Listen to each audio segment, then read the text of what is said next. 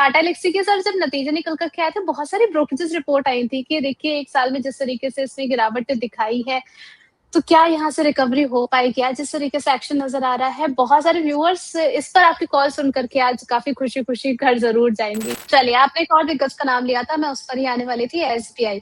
PSU में भी जिस तरीके से सर एक अच्छा एक्शन देखने को मिला, एसबीआई अच्छे मूव्स अभी भी दिखाता हुआ नज़र आ रहा है। यहाँ पर आगे के लिए आपका व्यू क्या रहेगा? अभी भी पोज़ीशन इनिशिएट की जा सकती है?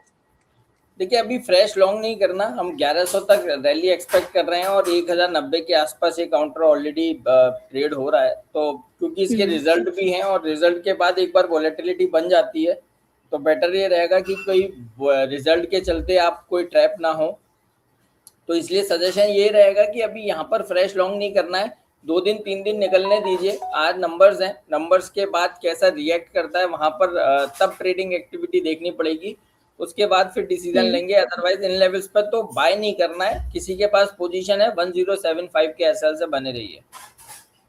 चलिए ठीक है, इसके अलावा सर आज के लिए क्योंकि अब वीकेंड है, तो वीकेंड में कोई पोजीशन कैरी करके लेके जाएँ?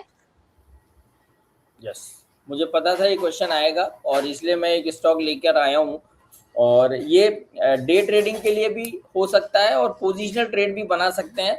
आईटी से खासा लगाव रहा है हमें, और इन्फोसिस, टीसीएस, विप्रो, ये 3 तो बहुत पसंदीदा काउंटर रहे हैं और इन्होंने अच्छा परफॉर्मेंस भी दिखाया है। और अब इसके बाद जो आईटी पैक से एक और काउंटर है, that is Tata Elxsi. Ma'am देखिए, टाटा ग्रुप पर तो मुझे आंख बंद करके विश्वास रहता है और दिग्गज स्टॉक को जहां जहां कोशिश रहती है वहां वहां हम रिकमेंड करते हैं। तो अब एक नया नाम है, दैट इज टाटा एल्क्सी, जिसका जिक्र शायद पहले भी किया था पर इतने बोल्ड कॉल नहीं दिया था। तो टाटा एल्क्सी खरीदारी करके चल सकते हैं। 3870 3870 इंट्राडे के टारगेट्स हो सकते हैं। 2-2.5% की रैली बन सकती है और मुझे आश्चर्य नहीं होगा 3920 का भी अपसाइड मूव आज के सेशन में आ जाए, क्योंकि स्टॉक में जो लोअर लेवल से रिकवरी आई है, कंसोलिडेशन हुआ, उसका ब्रेकआउट आज के सेशन में हुआ है और सारे शॉर्ट टर्म मूविंग एवरेजेस निकाल दिए हैं। प्रीवियस स्विंग लोज टाटा एल्क्सी में जो बने थे वो भी सब निकल गए हैं, प्रीवियस स्विंग हाइज। तो चांसेस हैं 3870 और 3920 के टारगेट्स टाटा एल्क्सी में देखने को मिले। और मेरा बोल्ड कॉल है 4100 तक के अपसाइड मूव भी टाटा एल्क्सी दिखा सकता है। चलिए, स्टॉप लॉस भी सर साथ ही साथ बता दीजिए, क्योंकि एक्साइटमेंट में लोग फिर स्टॉप लॉस लगाना ही भूल जाएंगे। जी, मैं एक्साइटमेंट में तो मैं भी स्टॉप लॉस बताना भूल गया। 3740 के एसएल से बाय करने की सलाह है। 3870 और 3920 के टारगेट्स नजर आते हैं। चलिए 3870 और 3920 के टारगेट्स बहुत ही जल्द नियर टर्म में हमें देखने को मिल सकते हैं टाटा एल्क्सी को लेकर के। मुझे सर कैसा कहना है, और 4100 तक के टारगेट्स के लिए भी टाटा एल्क्सी तैयार नजर आ रहा है, लेकिन जल्दबाजी में स्टॉप लॉस नहीं भूलना है 3740 का।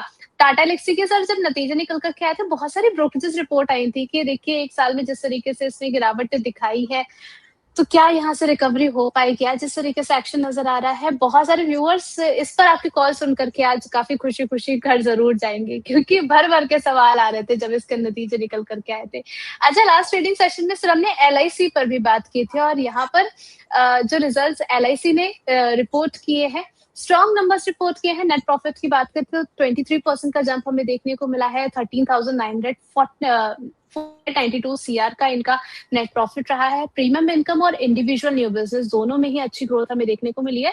सर, लेकिन मेरा सवाल आपसे ये है कि आज जो एलआईसी जिस तरीके से बिहेव करता हुआ नजर आ रहा है, ये आफ्टर रिजल्ट्स का रिएक्शन है या फिर यहाँ पर कोई स्ट्रेटेजी यहाँ से अब बन जानी चाहिए?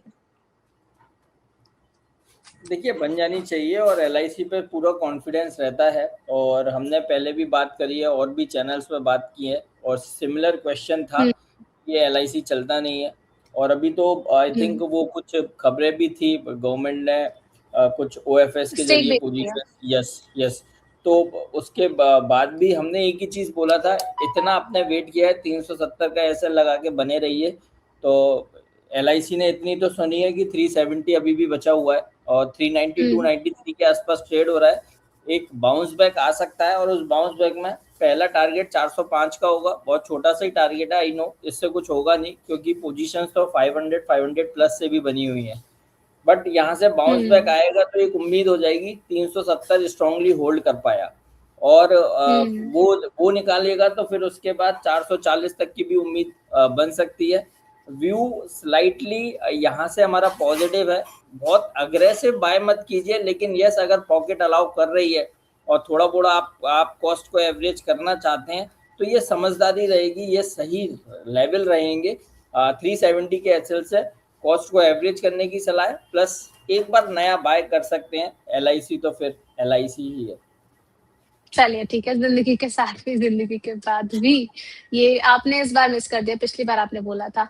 ब्रिटानिया के स्ट्रॉन्ग नतीजे मैंने जो एक्चुअली आए में हैं लास्ट एक चैनल पर ये वाली बात बोली थी, तो उन्होंने बोला था कि जिंदगी के साथ तो हमने पैसा एलआईसी में लगा दिया और रिटर्न लगता है कि हमारी नेक्स्ट जनरेशन लेगी, क्योंकि जिंदगी के बाद ही रिटर्न आएगा इसमें। तो इसलिए मैंने यहाँ पर वो लाइन मिस करी है।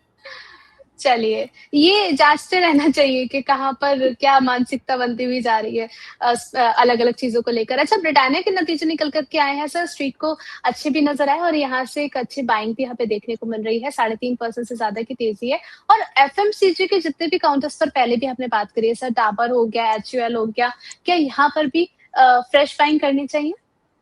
मैम पूरे क्वार्टर के लिए हिंदुस्तान यूनिलीवर और डाबर ठोक कर बाय करने की सलाह है, किसी भी तरह से कोई डाउट नहीं है। देखिए जो कुछ हुँ, खराब था वो रिजल्ट में डिस्काउंट हो गया।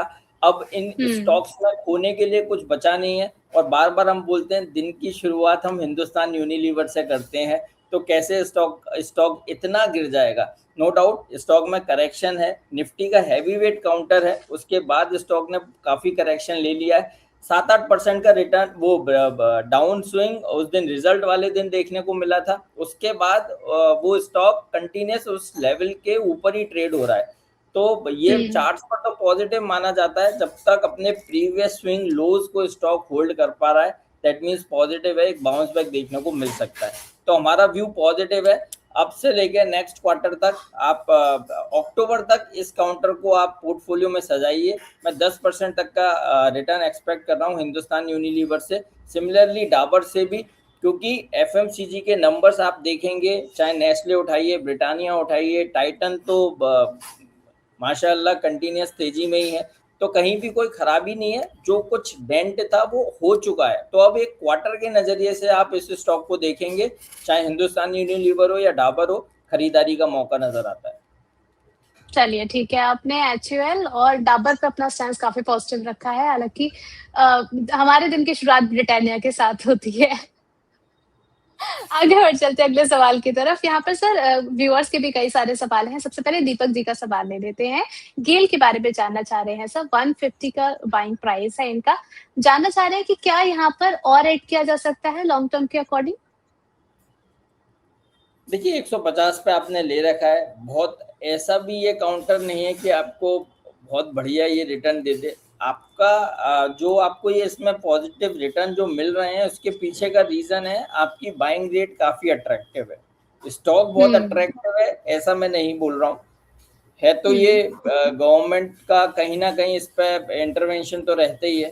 तो क्या होता है जो हुँ, स्टॉक्स पर गवर्नमेंट का इंटरवेंशन रहता है, बहुत ज़्यादा फ्रीली वो मूव नहीं कर पाते और इसलिए आपने देखा होगा एनटीपीसी जैसे काउंटर, ओएनजीसी जैसे काउंटर, एनएचपीसी, ये हुँ, तो मैं क्या ही बोलूँ, इनमें तो कोई मूवमेंट आता ही नहीं है। और ऑयल मार्केटिंग कंपनीज़ को आप देख लीजिए, वो तो चलने को जैसे ही होती हैं कुछ ना कुछ अनाउंसमेंट आ जाता है।